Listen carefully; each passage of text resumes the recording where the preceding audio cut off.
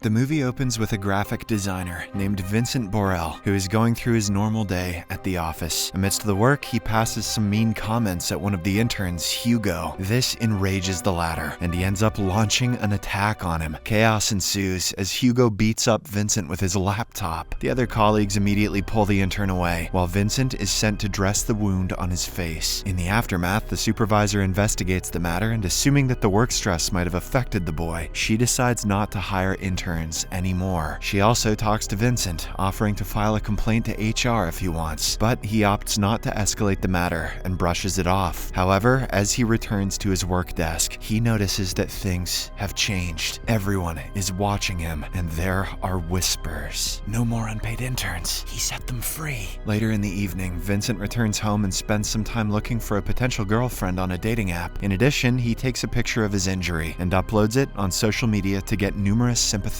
comments. The following day at the office, Vincent is working at his desk when suddenly a coworker named Eves grabs his hand and starts stabbing it with a pen. Once again, the fellow workers intervene and pull them apart. A scared Vincent then runs away, after which the attacker snaps out of what seems to be a hallucination. Later, the two men report themselves to HR in order to discuss the incident. Eves honestly admits that he wasn't in his normal state of mind and that he doesn't remember anything about the incident. He clearly feels bad for what he did and apologizes to Vincent in a crying voice. As a result, Vincent doesn't file a formal complaint and ends the matter with a mutual handshake. Later on, another boss advises Vincent to work remotely since something about him is obviously unnerving people. Before returning home, Vincent asks a coworker to check social media to see if there are any bad rumors about him, but they find nothing. This confuses Vincent, and he wonders why people are charging towards him for no apparent reason. To refresh himself from the ongoing events, he later goes on a date with a woman that he met on the dating app. They meet at a restaurant and the duo have a good time talking. However, their smooth-going conversation soon takes a different turn when Vincent notices a homeless man staring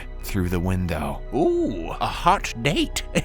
The man starts walking towards the restaurant, but as he proceeds to cross the street, he's hit by a car. This incident makes Vincent uncomfortable, so he leaves. Even on the way home, he can't stop feeling that everyone on the street is watching him. As a result, he gets into a taxi. The next day, Vincent goes for a ride on his bicycle. When he stops at a red light, he notices a car driver staring at him without blinking. Realizing the imminent danger, Vincent ignores the light and rides away, but the car chases after him. In a state of panic, he falls off the bicycle, but luckily manages to hide off the road. Vincent finally breathes a sigh of relief when the car drives away. Upon returning home, he searches the internet for news related to mysterious cases of violence. He is disturbed to find several examples of people suddenly disassociating and attacking whoever is around them. Concerned about the ongoing predicament, Vincent seeks counsel from a psychologist, hoping for insight into his predicament. However, the psychologist dismisses his concerns as attention-seeking behavior. Despite this, Vincent refuses to give up and decides to take matters into his own hands. He reflects on his experiences and discerns a pattern. Everything bad starts with eye contact. However, he doesn't know how it stops. As a result, he goes to the balcony and says hello to the neighbor, who at first returns the greeting with good manners, but after a few seconds of staring, the neighbor's face goes blank and he throws his stuff towards Vincent. When Vincent looks out for the second time, the neighbor appears confused over what happened. This makes him realize that the second eye contact ends the attack. That afternoon, Vincent orders a package containing a taser, handcuffs, and pepper spray. He then takes some time to practice on how to react swiftly when he's under attack. Now that he feels a bit safer, he goes for a walk, but when he gets back, the neighboring kids see him and immediately charge towards him. Vincent tries to defend himself without hurting them, but the kids persist and even bite him. Left with no other choice, he throws the children to the floor. At the same time, the kid's mother spots him and accuses him of assaulting her children. She calls for her husband and some other neighbors, prompting Vincent to rush to hide inside his apartment. Scared, Vincent blocks his door with furniture and waits until everyone leaves. When it gets quiet outside, Vincent packs up some of his belongings, takes a cab, and makes his way to his father's place. Once there, he learns that his father, Jean-Pierre, now lives with his his new girlfriend. Upon realizing that there's no room for him to stay, Vincent borrows his father's car and drives away. After a few hours of driving, he pulls over at a store, buys some food, and eats it while sitting in a park. While there, he's approached by a homeless man, Joaquim, and his dog. Believing that he's about to be attacked, Vincent tries to leave, but the old man assures that he possesses no harm. Joaquim says that he witnessed how Vincent avoided eye contact with the cashier earlier. The old man then reveals that he's also suffering from the same predicament as Vincent for the past 7 months. It got so bad that he had to leave his job and his family. He doesn't know what caused it, but he knows there are others like him that chat on forums and blogs. Joaquim recommends that Vincent use the one that he uses, the Watchman blog. In this platform, they discuss techniques to survive alone, since even going to the hospital is dangerous. Before departing, Joaquim advises Vincent to get a dog, as it won't attack him and can warn him of any danger. Following this, Vincent drives towards his family's countryside property. He secures the gate with chains before making his way inside. He then uses his laptop to access the website recommended by Joaquim. He tries to chat, but he needs an account for it. As a result, he creates an account and joins the blog under the fictitious name 69 Vape God for Jesus 420. From this point onwards, he starts to learn several tricks on how to deal with this strange situation. Vincent's days are now filled with careful actions. Even when he orders food, he doesn't open the gate until the delivery guy leaves. In addition, he watches several self-defense videos and practices it all to keep himself safe. One day, a neighbor sees him and comes over to say hi. Their conversation starts off friendly until the neighbor's daughter begins to stare at him. She violently tries to reach for Vincent, prompting him to rush back inside. Later, while surfing through the website, he finds Joaquim's profile and they start conversing via DMs. Sometime later, Vincent goes to the bathroom, only to discover that the toilet has been clogged. He goes to check the septic tank outside and finds it flooded as well. Just then, a repairman called by the neighbor arrives, and Vincent tries his best to avoid eye contact. But unfortunately, the man happens to look into his eyes, immediately making him violent. Following this, a physical brawl ensues between the two, with Vincent desperately trying to fend off the man. As the fight escalates, the attacker throws him into a pile of excreta and starts beating him up. But Vincent somehow manages to grab a nearby rock and knocks him unconscious. In the aftermath, Vincent quickly washes himself and loads the repairman into a car trunk before driving away. Upon reaching a distance, he opens the car trunk to abandon the repairman, but the latter unexpectedly attacks him with a knife. This infuriates Vincent, so he finishes him off with a hammer. After disposing of the body, he returns home, takes a shower, and stitches his wounds. The following day, Vincent visits a dog shelter to buy a pet for his company. Amidst all the barking dogs, his attention is caught by a quiet one that appears friendly towards him. The dog is supposed to be for self-defense. Why would he want the quiet one? But he chooses it and brings it home, naming it Sultan. In the next scene, Vincent and his dog are seen playing at a beach. Soon, a group of family members walks towards him, and Sultan quickly alerts him by barking. Not wanting to get into any trouble, they both flee the scene. That evening, Vincent drives to a fast food restaurant and makes an order. He pretends to be disabled and asks a waitress to bring the food outside. Margo is the one who brings his order. When she asks about his disability, he confesses that he lied. But Margo doesn't mind because she likes having an excuse to catch a break from the clients inside. Her free-spirited attitude immediately impresses Vincent, causing him to develop a crush on her. And surely she likes him too. Nothing's hotter than a man who fakes disabilities. The next morning, he again goes to the same restaurant to see Margo under the pretense of ordering food. As the two converse, a couple of bikers show up. Seeing them, Margo immediately gets into Vincent's car and asks him to drive away. Upon reaching a safe distance, she thanks him for saving her from trouble. She also suggests that they stop at a nearby bar and grab a drink together, which he agrees to. Margo then purchases 2 bottles of beer and they enjoy drinking it in the parking lot. However, their respite is short-lived as the bikers locate them. They immediately demand Margo for money she owes them. Moments later, one of the bikers happens to look Vincent in the eyes, causing him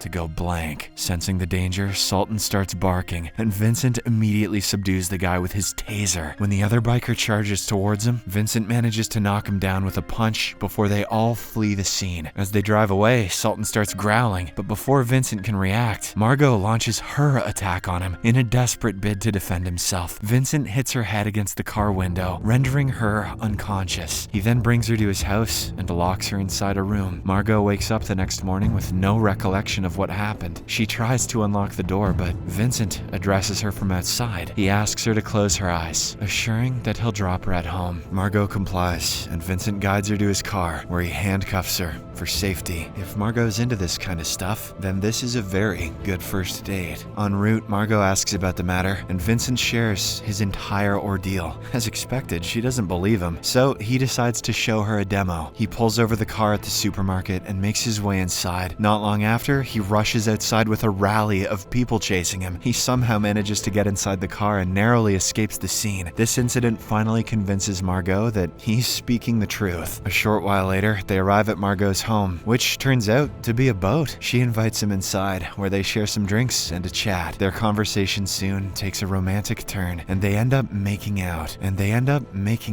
Later on, Vincent goes to his car to retrieve his phone, during which he finds several messages from Joaquim. He then calls Joaquim, who claims that he's cured because nobody attacks him any longer. However, he doesn't know how it happened. Now, he's finally going to meet his wife after so long. Once the call ends, Vincent returns to Margo, and the duo have some romantic conversation before falling asleep. Unfortunately, at midnight, Margo gets on top of Vincent and begins choking him. She's not possessed, she just took the handcuffs earlier as a sign. In a desperate attempt to save himself, he knocks her with a punch before rushing outside. Minutes later, Margo calls him back, but she doesn't blame him for defending himself. While Vincent takes care of the wound he gave her, she wonders if they can make their relationship work. Suddenly, Sultan starts barking, and they hear a voice, which Margo recognizes as the owner of a neighboring boat. Then, more and more voices can be heard yelling in the distance. Sensing a looming threat, they hastily drive away from the scene. They go to Vincent's place, only to find signs of a break-in. Regardless, they make their way inside, where they encounter Jean-Pierre holding a shotgun. Vincent asks about the matter, to which his father explains that a bunch of violent people broke into their house and killed his girlfriend. The old man breaks down in tears, so Vincent offers him a comforting hug before putting him to sleep. Afterwards, Vincent receives a message from Joaquim, informing him that things didn't go well with his wife. Now that he doesn't have any reason to survive, he decides to commit the unthinkable. Before bidding goodbye, he shares the coordinates of all the shelters organized by their website. Devastated, Vincent repeatedly tries to call him, but to no avail. The following morning, he drives his father, girlfriend, and dog towards one of the shelters. On their way, they hear the news on the radio, mentioning a wave of violence taking over the country. Eventually, they come across a highway blocked by a bunch of vehicles. People seem to have gone insane as they're fighting each other, creating a riot. Jean-Pierre wants to get revenge for his girlfriend, so he gets out of the car to join the scuffle. Panicked, Vincent goes after him, during which he sees people brutally killing each other. Meanwhile, Sultan also follows them, but it doesn't bark even once. I love dogs, but Sultan is useless. This makes Vincent realize that nobody wants to attack him